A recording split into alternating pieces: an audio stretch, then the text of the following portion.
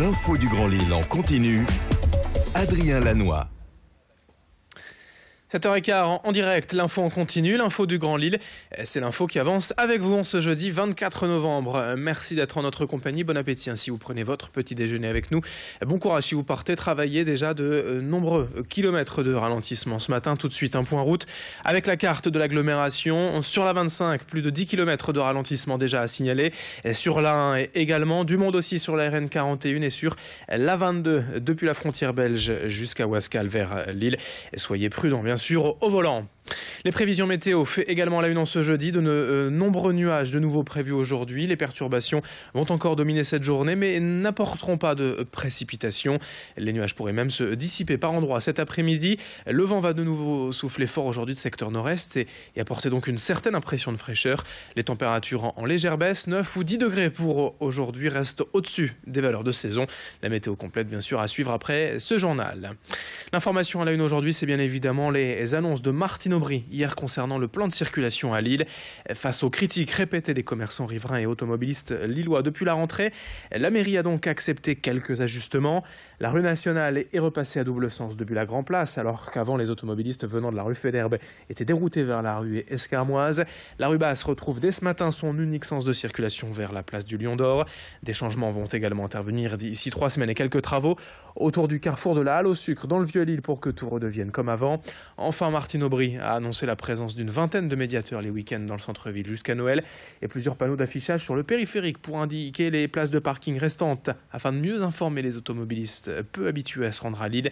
Écoutez Martine Aubry hier à propos de ces ajustements au micro de Xavier Silly. Nous sommes en train de faire les travaux qui permettra à Oisem de mieux pouvoir rentrer dans la ville en mettant à double sens la rue qui passe devant la préfecture et en prévoyant le tourne à gauche pour le boulevard de la Liberté qui vient du parc Jean-Baptiste Lebas. Mais pour cela, et ça fait maintenant 2 mois qu'on y travaille, il faut changer l'espace où se garent les bus pour éviter des encombrements. Mais tout cela a été décidé et nous sommes en train de le réaliser. Et à ce propos, évidemment, notre question du jour direct matin, un Grand Lille TV.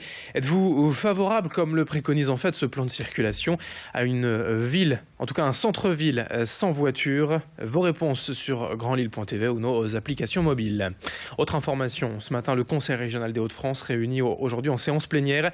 Le débat d'orientation budgétaire est notamment à l'ordre du jour et devrait être le principal sujet de discorde entre la majorité et l'opposition. Philippe Emery du groupe Front National évoque, je cite, un renoncement en ce qui concerne les économies de fonctionnement annoncées par Xavier Bertrand. Encore une fois, le débat s'annonce animé aujourd'hui au Conseil régional. Écoutez, le chef de l'opposition, Philippe Emery, hier l'invité est de Xavier Silly sur Grand Lille TV. Sur ce sujet, d'abord, nous ne l'appelons pas proche emploi, mais flop emploi, parce que, hélas, je le dis bien, hélas, et j'avais dit dès le 28 janvier, interrogé avant la séance plénière, c'est une opération de communication dans laquelle les chômeurs sont les cobayes de la communication de M. Bertrand. Nous l'avons vu, les résultats, et le pire, c'est qu'il poursuit une politique qui n'a pas marché, la politique socialiste, alors que les élus UMP, pendant le dernier mandat, votaient contre les plateformes territoriales d'emploi des jeunes. Maintenant, M. Bertrand les reprend à son compte, les plateformes de M. de Saint-Ignon, et les appelle plateformes territoriales proche emploi.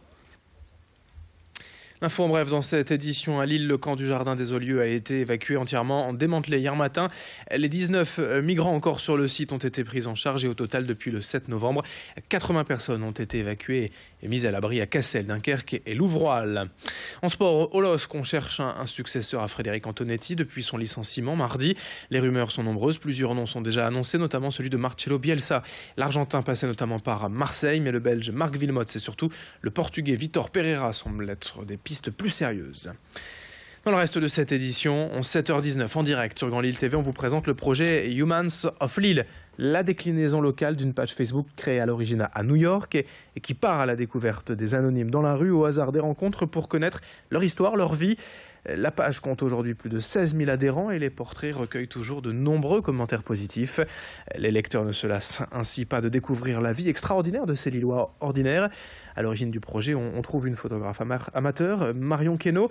Elle va ainsi régulièrement dans la rue en engageant simplement la conversation avec ceux qu'elle croise. S'en suivent des récits plus ou moins longs et des liens forts entre ces anonymes et la photographe. Explication complémentaire au micro de Clotilde Leguénac. J'étais à la base fan du projet de New York, Humans of New York, qui a démarré il y a 5 ans donc dans la ville de New York.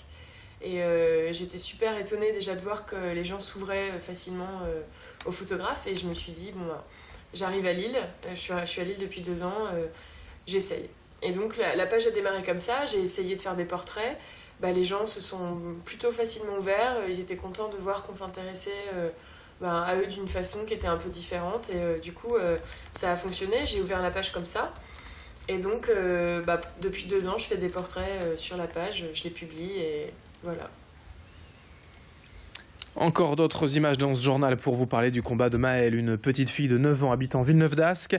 Elle a subi une greffe de moelle osseuse il y a 5 ans et pour célébrer ainsi sa victoire sur la leucémie, elle s'était donné comme objectif de récolter au moins 5000 fèves. Le défi a été largement réalisé puisque plus de 11 000 fèves lui ont été envoyées de toute la France grâce à une chaîne de solidarité pour le moins efficace sur les réseaux sociaux. Maëlle et sa maman étaient à l'origine déjà 2 collectionneuses averties possédant plus de 2000 fèves. Elles ont donc pris le temps de classer, de ranger ces milliers de fèves et une journée de célébration est organisée ce samedi à la salle Masquelier de Villeneuve d'Ascq pour présenter cette collection et surtout remercier toutes les associations ayant aidé la jeune fille. Retour sur cette belle histoire avec le témoignage recueilli par Alexis Tessier de la maman de Maëlle. Ça a été compliqué la gestion. Par contre, les gens, merci. Merci d'avoir participé à ce défi. Et par contre, on a beaucoup...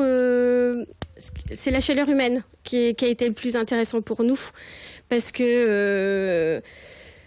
c'est exceptionnel. Hein, on a récolté 11 300 fèves. Par contre, le côté plus pratique, c'est-à-dire le rangement... comme on voit derrière, ça a été un peu plus difficile parce que on travaille, Maëlle à l'école, et que quand on en reçoit 5, ça va, mais quand on en reçoit 100 ou 1000, c'est un peu plus délicat. Allez, fin de ce journal. Dans un instant, à suivre vos prévisions météo et l'infotrafic en temps réel sur Grand Lille TV. Merci de votre fidélité.